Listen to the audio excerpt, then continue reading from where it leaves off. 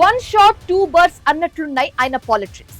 Municipal ఎన్నికల్లో ఆ senior పాటించిన ఫార్ములా చర్చనీయాంశమైంది. ఇప్పుడు 4 దశాబ్దాల సుదీర్ఘ రాజకీయ అనుభవం ఉన్న ఆ నేత ఎన్నో ఆరోపణలు వచ్చినా, క్లిష్ట పరిస్థితులు ఎదురైనా నిండుకుండా తొనకదన్నట్లే ఉన్నారు. అదను చూసి తన రాజకీయ చతురత చూపించారు. ఆయన దెబ్బకు ప్రతిపక్షం సైడ్ అయిపోగా సొంత పార్టీలో వ్యతిరేక వర్గం సైలెంట్ అయింది.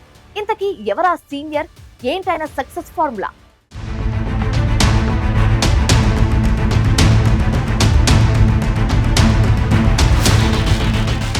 పోచారం శ్రీనివాసరెడ్డి కాంగ్రెస్ పార్టీలోనే కాదు, రాష్ట్ర రాజకీయాల్లో పరిచయం అవసరం లేని రాజకీయ దిగ్గజం.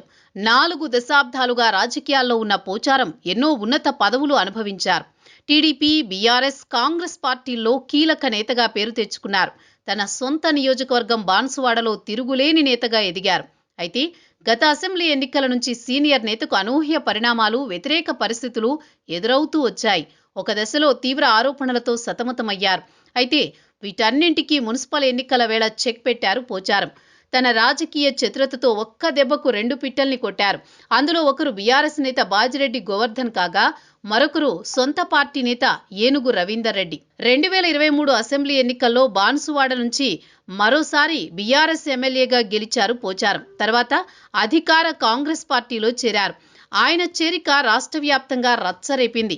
తన ఊపిరి ఉన్నంతకాలం కేసీఆర్ వెంట నడుస్తానని బహిరంగంగా ప్రకటించిన పోచారం అధికారం పోగానే పార్టీ మారారని బీఆర్ఎస్ గగ్గోలు పెట్టింది. అటు నియోజకవర్గ ప్రజల్లోనూ తీవ్ర చర్చ జరిగింది.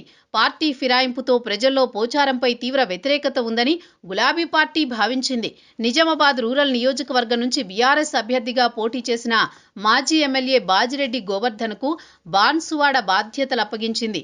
ఆయన కూడా బాన్సువాడలో చురుకుగా కార్యక్రమాలు చేపట్టి విస్తృతంగా పర్యటించారు. గతంలో బాన్సువాడ ఎమ్మెల్యేగా పనిచేసిన అనుభవం బాజిరెడ్డికి కలిసి వస్తుందని, ఇక పోచారానికి చెక్ పెట్టొచ్చనుకున్నారు.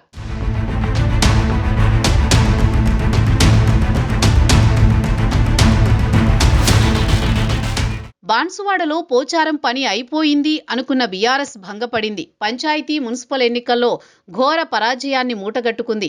స్వయంగా కేటీఆర్ బాన్సువాడ మున్సిపల్ ఎన్నికల ప్రచారంలో పాల్గొని పోచారంపై తీవ్ర విమర్శలు చేశారు. కానీ ప్రజలు మాత్రం పోచారానికే అండగా నిలబడ్డారు.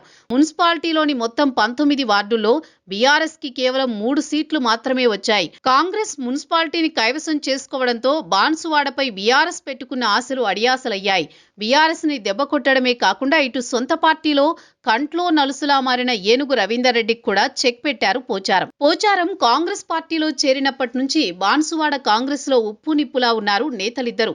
పోచారం, ఏనుగు మధ్య విభేదాలు అధిష్టానానికి కూడా తలనొప్పిగా మారాయి.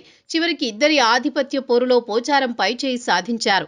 మున్సిపల్ ఎన్నికల్లో టికెట్లన్నీ తన వర్గానికి ఇప్పించుకున్నారు. ఒక్క టికెట్ కూడా ఏనుగు వర్గానికి దక్కకుండా చేశారు. దీంతో ఏనుగు అలకబోని అజ్ఞాతంలోకి వెళ్లిపోయారు.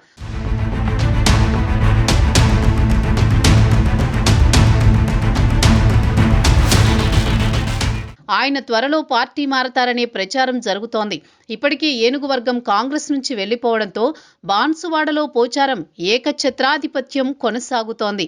మున్సిపాలిటీ ఎన్నికల బాధ్యతను అధిష్టానం పోచారానికి అప్పగించడం ఏనుగు రవీందర్ రెడ్డికి మింగుడు పడలేదు.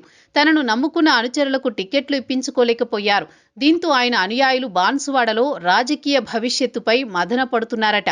బాన్సువాడలో కొన్ని నెలల పాటు చక్రం తిప్పిన ఏనుగు రవీందర్ రెడ్డికి ప్రస్తుతం ఏం చేయాలో పాలుపోవటం లేదట.